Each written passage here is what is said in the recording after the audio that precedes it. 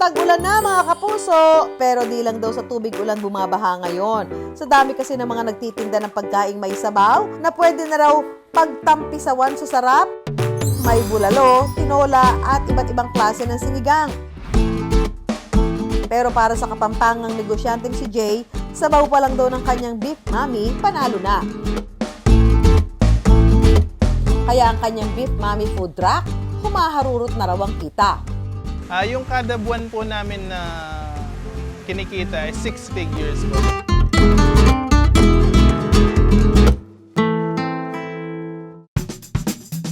Pero bago tayo makinegosyo ride kay Jay, challenge is real muna. Mga kapuso, for today's video, nako, acting challenge tayo ngayon. Pero silang ibibigay sa akin mga linya at kailangan na i-acting ko yun sa pamamagitan ng iba't ibang emosyon. So kayo ngayon na magiging judge, kayo ngayon na magiging hurado. Kung pasado ba ang aking acting challenge? Ang unang emosyon, happy! Parang gusto ko ng beef, mami. Tara, samahan niyo naman akong bumili, please. Paano naman magyaya ang sad girl? Parang gusto ko ng beef, mami. Tara, samahan niyo naman akong bumili, please. At ang panghuli ng aamok. Parang gusto ko ng beef, mami. Tara, samahan niyo naman akong bumili, please. Baka labasin tayo ng guns. Bago pa ako ma-award sa pag-acting, usapang business na tayo kasama si Jay. Ang ibibida niya siyempre, ang panalo niyang money. Yung lasa niya po, ma'am, mas binabalik-balikan po. Masarap po yung beef niya, kumakapit po yung lasa sa sabaw, pati sa noodles po. Since nag-start sila way back 3 years, isa na ako sa mga valued customer nila talaga dito. Among the mamihan or parisan dito sa Angeles City, ito talaga yung pinakamasarap at kakaiba yung lasa niya. Kahit beef flavor ang mami ni Jay, GO80 daw ito para sa kanya. Hindi kambing ha, greatest of all time mami raw. Matapos ibabad sa mainit na tubig ang noodles para lumambot, lalagyan ng itlog. Retiro style beef pares na pinakuluan ng 2 oras, green onions at sabaw. Ang beef mami ni Jay, 85 pesos kada order. Meron din silang rice meals, chicharong bulaklak at crispy crablets mula 80 to 99 pesos. Barista raw si Jay sa Dubai ng 2 taon bago naging negosyante.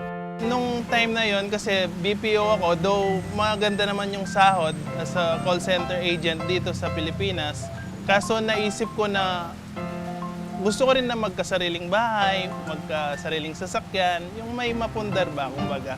Kaya naisip ko na mag-apply din abroad. Pero nahirapan daw siya nang mahiwalay sa kanyang pamilya, lalo't alam niya raw ang pakiramdam na nangulila sa sariling tatay. Kasi yung papa ko, OFW din.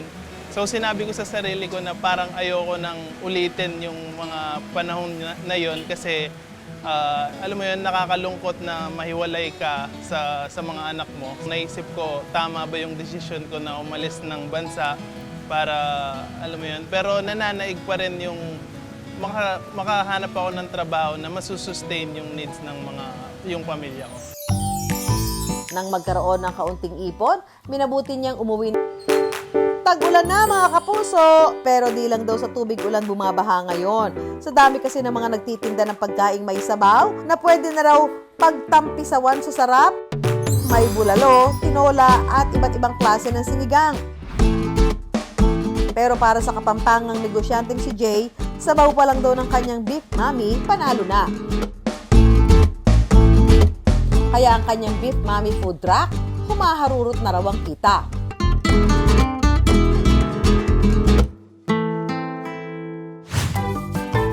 Ang simpleng cravings nila ni Mrs. na uwi sa negosyo.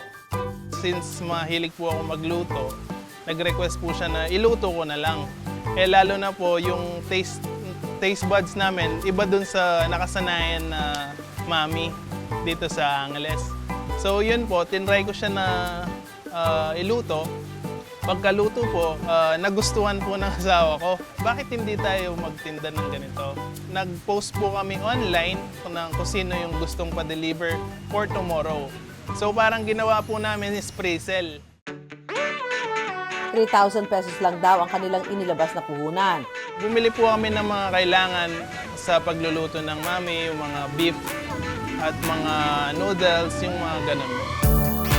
Sa kanilang unang araw, kumita raw sila agad. Sa natatandaan ko, ma'am, nasa around 1,000 po yung kinita namin sa araw na yon. Kaya ganun po kami mag-asawa na parang ituloy-tuloy na po yung business na yon. Sa social media muna raw sila kumukuha ng orders noon. Tapos umaabot na po ng 20, 30 orders per day. So naisipan na namin na bakit hindi tayo gumawa ng physical store. And since mami po, sabaw po yung siniserve namin, mas maganda pong matikman nila habang mainit. Inaral daw mabuti ni Jay kung paano palalaguin ang kanilang negosyo. Ang una nilang ni-research ay kung paano pagkakasyahin ang puhunang 70,000 pesos para magtayo ng mismong tindahan. Pero hindi yung nakapako sa pwesto, yung bigulong. Yung last work ko po sa Dubai, being barista po, magandang food truck po siya, yung mga trailer na truck. So nagka-idea po ako ng bakit hindi ko siya gawin since maganda yung style ng food truck, at the same time very convenient. Tsaka sa pag-stall po kasi, ma'am, medyo mataas po yung yung rent niya compared sa food truck. Sa rent po kasi kailangan mo siyang bayaran yung 1 month advance and deposit. Alas 6 hanggang alas 11 lang bukas ang The Mami. Nung una po, ma'am, nag-open po kami from morning, tapos tinride din namin siya ng after lunch, so hanggang dinner. Siguro po sa 3 buwan or 6 na buwan namin tinry, yung pinakamalakas po talaga kita is yung gabi. At saka doon po nila hinahanap talaga yung Mami and Pares. Ang kanyang marketing strategy, diskarteng libre, wala ring bayad. Still, nasa Facebook Marketplace pa rin po kami. Since libre naman po yung platform, wala naman magbabayad. Kahit hindi ka naman mag-boost, may makakakita pa rin naman sa mga pinopost nyo. Everyday po, nagpo-post kami ng mga bagong mga pictures na makakainganyo sa mga tao. Nagbunga naman ang pagsisikap ni Jay. May 2 branch na ang The Mami. Ang naipundar na po namin is mga motor, may mga kolong-kolong na rin po na pang-deliver sa mga tindahan. At may sasakyan na rin naman po. Sama-sama na kami, of course, na magpapamilya. Nakakapunta na kami sa mga lugar na gusto namin, na dati pangarap lang namin puntahan. At the same time, yung oras po, yung pinaka-importante na nahahatid ko yung mga anak ko sa school nila.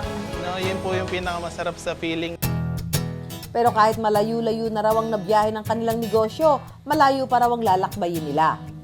Gusto pa rin po namin mag-asawa na balang araw sana makapag-stall din kami. Yung katulad po ngayon kasi naulan, yung mga tao medyo nababasa para sa convenient lahat ng kumakain.